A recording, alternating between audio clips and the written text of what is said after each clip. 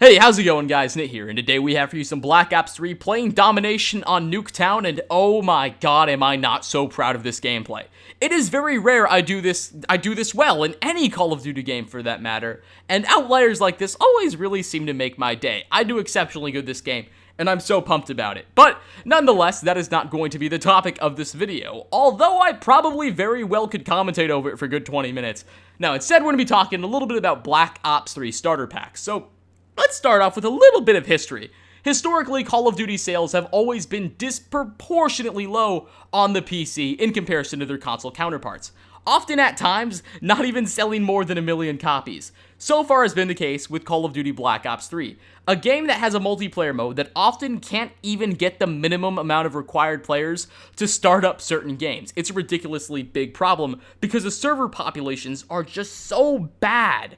Now, this problem isn't exclusive with Black Ops 3. It's plagued almost every single Call of Duty game since Modern Warfare 2. It's a big problem, and it's just been there for a while. It's almost been accepted like a fact of life, you know? No one's really stepped up and done anything about it at any of the development studios. Until now. Yesterday, Treyarch and Activision unveiled the Black Ops 3 starter pack. For just $15, PC players on Steam who have yet to buy the main base Black Ops 3 game can instead alternatively buy the Black Ops 3 starter pack, which grants them nearly unrestricted access to the game's multiplayer mode while still locking campaign and zombies. As I said, this access near unrestricted. All weapons, all attachments, all camos, nearly all unlocks are yours for the taking, provided you earn the necessary XP, of course, if you purchase the starter pack, with just two exceptions. Custom games and prestiging will remain locked until players fork over the remaining $45 to purchase the rest of the game. I think this is a very low price, to be quite honest. $15 is dramatically low for a Call of Duty multiplayer, in my opinion, because personally, I find nearly no interest at all in campaign mode. I don't think I've gotten past like the third checkpoint of the first mission yet. Zombies, that's a bit different. I find a lot more entertainment and enjoyment out of that mode. But if it were to knock a good $10 off the price, I think I'd be willing to do without it. So I find this decision very interesting to have such a low price. It's obvious that Activision and Treyarch are also kind of banking on the fact and hoping that players will really like the multiplayer mode and want to fork over the remaining $45, so that way they can prestige again and finally play custom games and play zombies and all that stuff with their friends.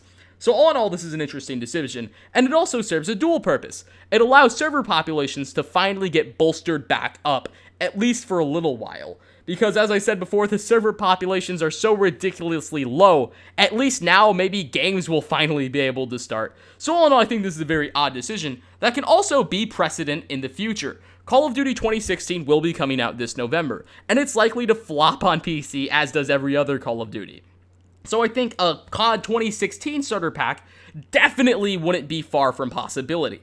Perhaps that might be all we see with Black Ops, or not Black Ops, I'm sorry, with Call of Duty 2016. Maybe eventually Activision and Treyarch will stop sacrificing resources on PC and just fully offer the multiplayer mode to Steam users for just that price. I think that'd be an interesting decision.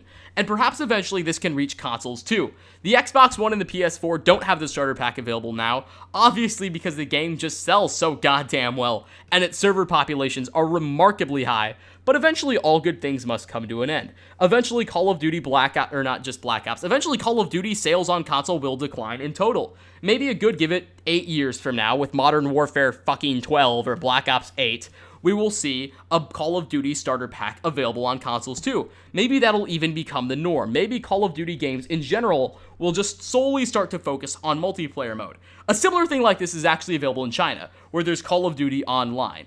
Because China, it's a bit different. They don't have consoles available, so instead there's a free-to-play variant called Call of Duty Online that kind of depends on microtransactions to make money. Now, that's not the case here in the West, but it's very odd how that works, because apparently Call of Duty must be making enough money to make that a practical decision. So I wouldn't find it infeasible that, given a few years' time and a decline in sales, that the Call of Duty price will be dramatically lowered and made multiplayer only, and start to depend more on microtransactions than actual game purchases and initial sales. So I think this is a very interesting thing that could have massive ramifications on the future, for better or for worse. Thanks for watching, guys. My name is Nate. Like if you liked, dislike if you disliked, and I hope to see you in the next video. Oh god, this video was fun to make because I finally got to make another commentary. It's been all Fallout lately.